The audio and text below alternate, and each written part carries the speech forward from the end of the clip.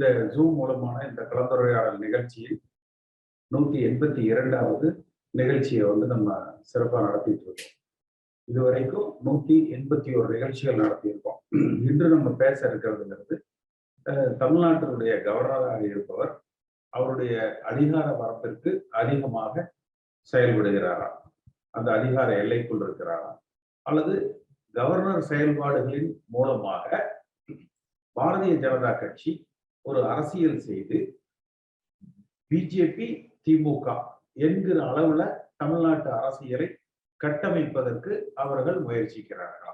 அது ஒரு பக்கம் அவங்க செஞ்சுட்டு தான் இருக்கிறாங்க. அவங்க செய்கிற அந்த அரசியலால், பிஜேபி செய்கிற அரசியலால், அது கவர்னர் மூலமா ஒரு பக்கம், அண்ணாமலை மூலமா ஒரு பக்கம். அண்ணாமலை அரசியல்வாதி, அவர் அரசியல் செய்யலாம். ஆனால் கவர்னர் என்பவர் ஒரு கான்ஸ்டிடியூஷனல் அத்தாரிட்டி, அவர் ஒரு ஃபிகர் ஹெட் தான். அவர் இறங்கி அரசியல் செய்வது என்பது சரியான நடைமுறை அல்ல.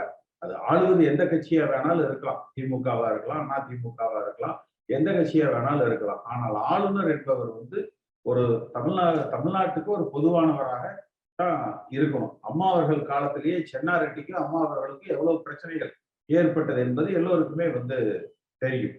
இது ஒண்ணு. ஆளுநர் எல்லை மீறுகிறாரா? அடுத்து பார்த்தீங்கன்னா, இன்றைக்கு திமுக ஒரு வருட கால ஆட்சி என்று சட்டமன்றத்தில் நேற்று பேசியிருப்பாங்க. ஒரு வருட சாதனைகளை திரு ஸ்டாலின் அவர்கள் பட்டியலிட்டு படிச்சிருப்பார். ஆனா இபிஎஸ் ஓபிஎஸும் சரியான எதிர்கட்சி தலைவர்களாக செயல்படுகிறார்களா? இதுதான் நமக்கு ஒரு மிகப்பெரிய கேள்வி. ஏன்னா நேற்று திரு ஸ்டாலின் அவர்கள் சட்டமன்றத்தில் அவர் எழுதி வாசித்த அந்த உரை, எப்பவுமே எல்லாருமே சொல்லுவாங்க, நம்ம கூட்டங்கள்ல பார்த்தீங்கன்னா துண்டுச்சீட்டு வச்சுதான் படிக்கிறாரு, துண்டுச்சீட்டு இல்லாம அவரை பேச சொல்லுங்க பார்க்கலாம் என்பதுதான் மிக அதிகமாக வைக்கப்படுகிற அந்த விமர்சனமா இருக்கும்.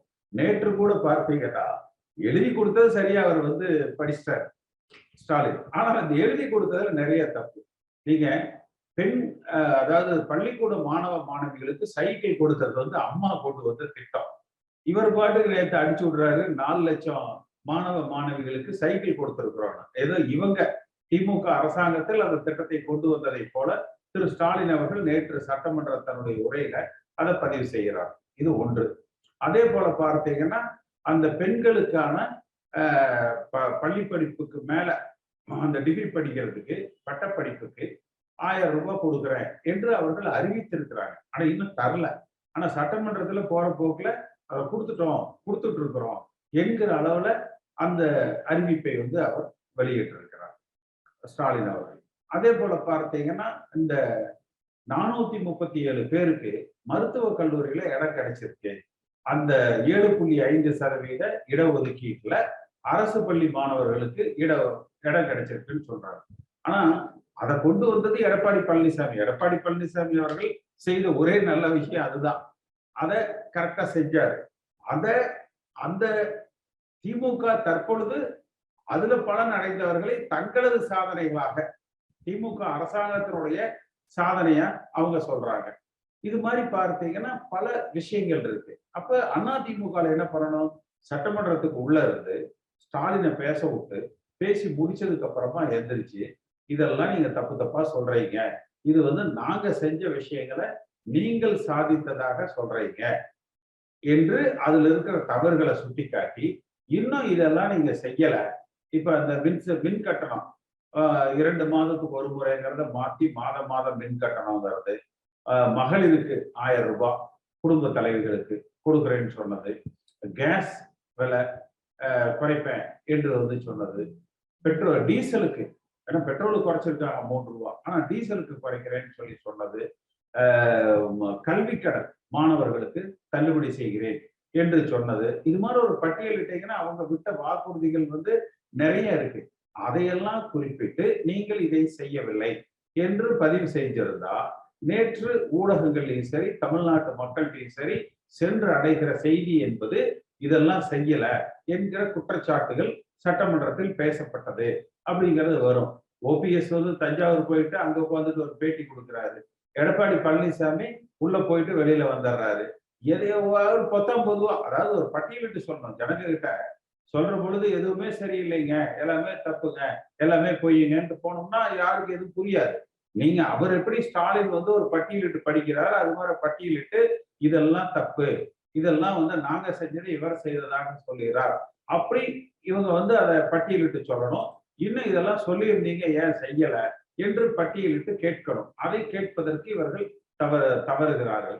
அந்த தவறுதல் என்பது பயமா? அது அந்த இடத்தை அண்ணாமலையும் ஆளுநரும் பயன்படுத்தி கொண்டு பிஜேபியை முன்னிறுக்கிற செயல். அது திமுகவும் ஒத்துழைச்சு திமுகவா பிஜேபியா என்கிற அளவுல தமிழ்நாடு அரசியல் கட்டமைக்கப்படுதா? இதை பத்தி தான் நம்ம இன்னைக்கு பேசுறோம். இதுல பேச விரும்புறவங்க சிறிதளவு நீங்க கை உயர்த்தலாம். நீங்க பேசுறவங்க உங்க பெயர், உங்க தொகுதி, உங்க தொலைபேசி எண் சொல்லிட்டு பேசுனீங்கன்னா இந்த நிகழ்ச்சி முடிஞ்ச உடனே உங்க தொலைபேசி எண்ணுக்கு நீங்கள் பேசிய பகுதியை அவங்க எடிட் பண்ணி உங்களுக்கு அனுப்பிச்சு விடுவாங்க. அதை எல்லோரு இடத்துல நீங்கள் பகிர்ந்து கொள்ளலாம். இன்னைக்கு மொத்தமா 21 பேர் பேசியிருக்காங்க. இன்னைக்கு மொத்தமா இந்த நிகழ்ச்சியில 21 பேர் பேசியிருக்காங்க. நிறைய புதிதாக நிறைய பேர் கலந்துக்கிட்டு நிறைய புதுசா நிறைய பேர் கலந்துக்கிட்டு அவங்க கருத்துக்களை எல்லாம் சொல்லி இருக்கிறாங்க. நிச்சயமா, அதாவது எடப்பாடி, ஓபிஎஸ் இவங்க எதிர்கட்சியாக செயல்படல என்றாலும் கூட அதிமுகவினுடைய அடிமட்ட தொண்டர்கள் திமுகவையே எதிர்க்கணும்னு நினைக்கிறாங்க. பாரதிய ஜனதா கட்சியை எதிர்த்து செயல்படணும்னு நினைக்கிறாங்க. பிஜேபியை பொறுத்த வரைக்கும் அதிமுகல இபிஎஸ்ஐயும் ஓபிஎஸ்ஐயும் பல வழக்குகள் சூழ்ந்து இருக்கிறதுனால அவங்க முடங்கித்தான் கிடப்பாங்க. அது திமுகவுக்கும் திமுகவோட ஒரு அண்டர்ஸ்டாண்டிங்ல தான் இபிஎஸும் ஓபிஎஸும் இருக்காங்க. அதனால பிஜேபி தான் வளர்ந்துடலாம்னு நினைக்கிறாங்க. நம்ம பொறுத்த வரைக்கும் பிஜேபி செய்கிற தவறுகளையும் நம்ம சுட்டிக்காட்டி, திமுக அரசாங்கம் செய்கிற மக்கள் விரோத போக்குகளையும் சுட்டிக்காட்டி, புரட்சி தலைவர் எம்ஜிஆர் அம்மா வழியில இந்த பிஜேபியை எதிர்க்கிறதாக, திமுகவையே எதிர்க்கிறதாக வலிமையான தொண்டர்களால உருவாக்கப்பட்ட இயக்கமா, தொண்டர்களால உருவாக்கப்படுகிற தலைமையோடு நாம பயணிப்போம். நிச்சயமா 2024 வர்ற நாடாளுமன்ற தேர்தல்ல 40ஐயும் வென்றெடுக்கிற வலிமையான அதிமுகவை நம்ம உருவாக்குவோம். 2026 ஆளுகிற கட்சியாக அதிமுகவை நம்ம உருவாக்குவோம். இந்த நிகழ்ச்சிங்கிறது இப்ப பேசின உங்க எல்லோருடைய கருத்துக்களும் என்னோட Facebookல லைவ்ல இருக்கும், எம்ஜிஆர் டிவி யூடியூப்ல லைவ்ல இருக்கும். நம்முடைய அடுத்த நிகழ்ச்சிங்கிறது வர்ற புதன்கிழமை 11ஆம் தேதி புதன்கிழமை மாலை 5:30 மணிக்கு இருக்கு. அதுல கலந்து கொண்டு உங்கள் கருத்துக்களை நீங்க தெரிவிக்கலாம். இது இன்னும் மென்மேலும் கிட்டத்தட்ட பாத்தீங்கன்னா 182வது நிகழ்ச்சி.